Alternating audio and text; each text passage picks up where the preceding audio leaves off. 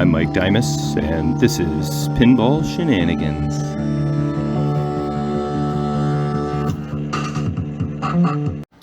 Alright, I think it's about time for an ice fever update, don't you? It's been a while. Well, here's the update. Not much has happened. Okay, that's not entirely true. I've been down here, actually trying to work on this machine for maybe an hour and a half, but I've probably done 15 minutes of work because distractions. The mother called. I talked to been talking to someone from Australia about my Speedway pinball machine, so I'll give more details on that as it develops. But my Speedway is my like slot car meets pinball machine.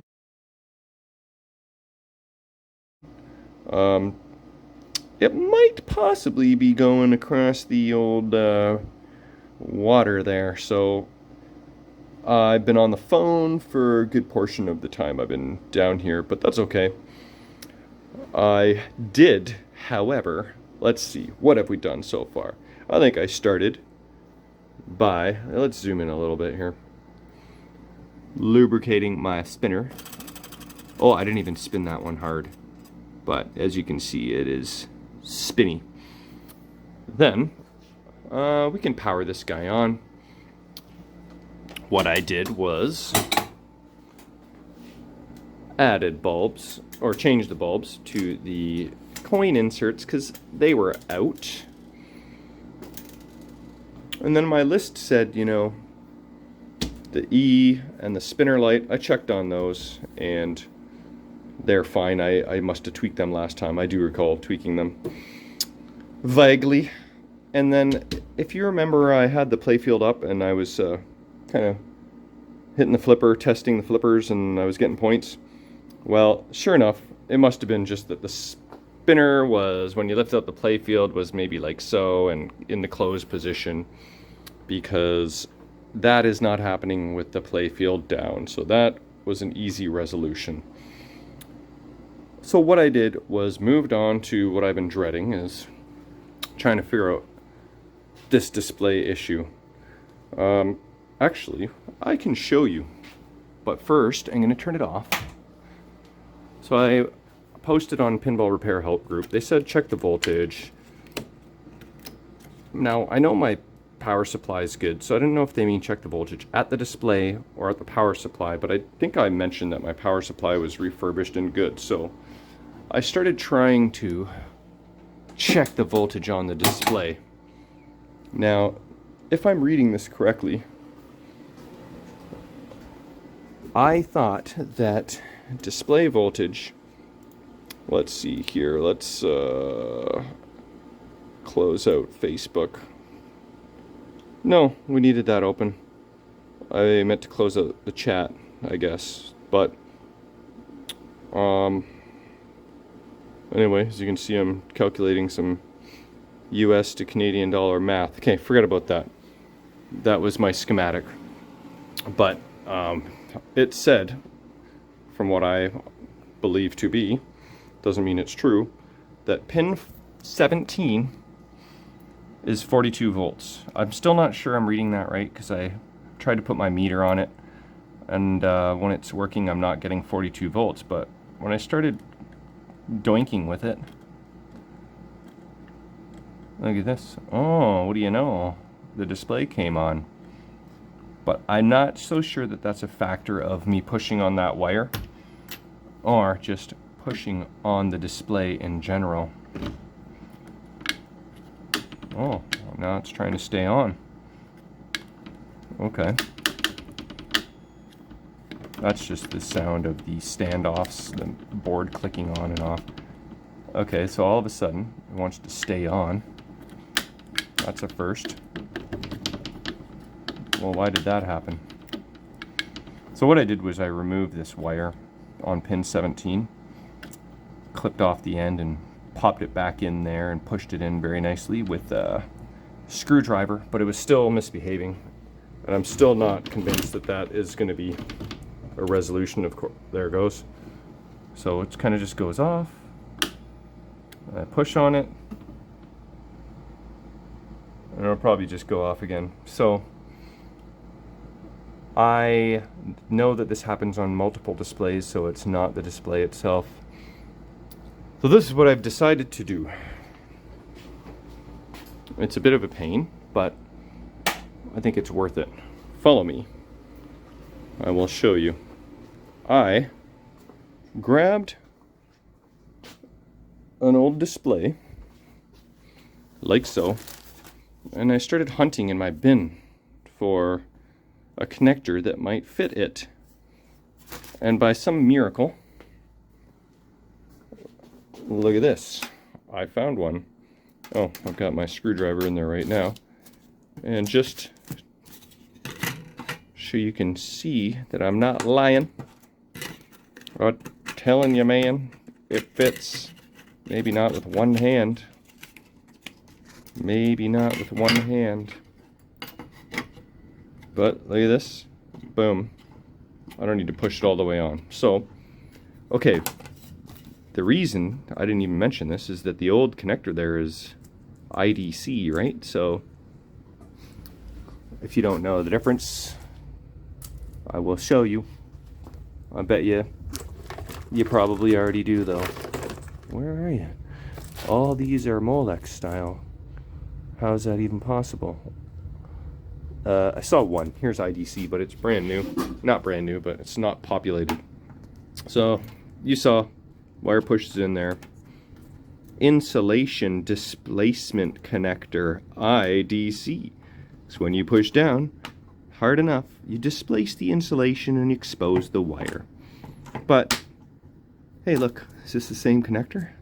Huh, I think it is. So this is what's on there now. And this is what I'm going to put on. A nice Molex style, so this way I can repin all the pins on the display with fresh new Gottlieb style terminals. If that doesn't solve the problem, then we'll have to look elsewhere, but I'm pretty confident that that is going to be the solution. So, I've got my little trusty tool here I made out of a jeweler's screwdriver. I just filed it down until, hey, we should be zoomed in here so that you can see better. Just filed it down to a point. Obviously, I wasn't really planning on attempting to show this, and I'm not really going to, because one-handed is not easy, but I will mess around for a minute here, if you bear with me.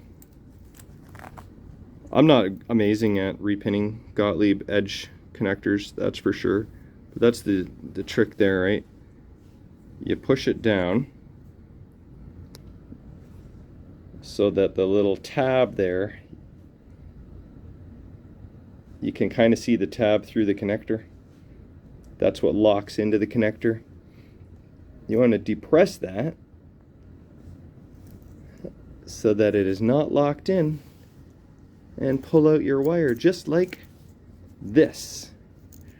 Yeah, that's not going to happen. You got to muck with it a little bit. You got to kind of like push in the wire this way while pushing in the thing that way, so that you're not forcing the wire up against itself, then you use the little pliers from time to time. But I've got 4 out so far and another 10 to go, and then I'm going to repin that bad boy. If I'm feeling extra frisky, I'm going to replace my 7432 chip on this display with a brand new one and see if that solves my locked on digits, and then I can test this in Ice Fever as well, and then mark it good. So that's where I'm at right now. Finally, it's been a while. Gonna start making progress. I'm gonna say the final 10% line here of Ice Fever. So maybe I could put the thing on legs tonight. Maybe, we'll see. If not, next run for sure. But I'm gonna keep unpinning this connector so I can repin. Alright, there it is. Got me a housing that will work. There's all the connectors, all the wires. So hopefully this 18 to 24 gauge, that covers quite the span of gauge of wire, so that, I believe, will do the trick. So, time to bring my tools over to the machine and install said connector.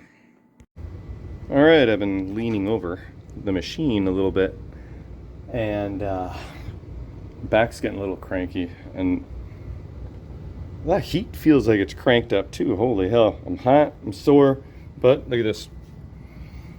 There's the old IDC connector. Here's the new one. Now there was, pardon me, 2 connectors. You had to stick 2 wires onto one terminal.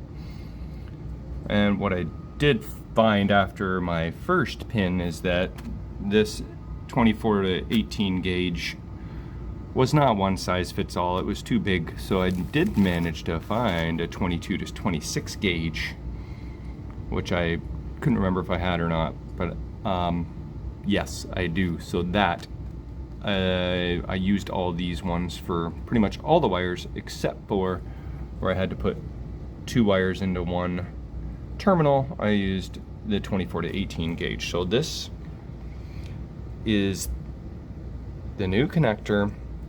A, I hope it works. B, I hope I didn't cut off too much wire so that it doesn't fit. And C,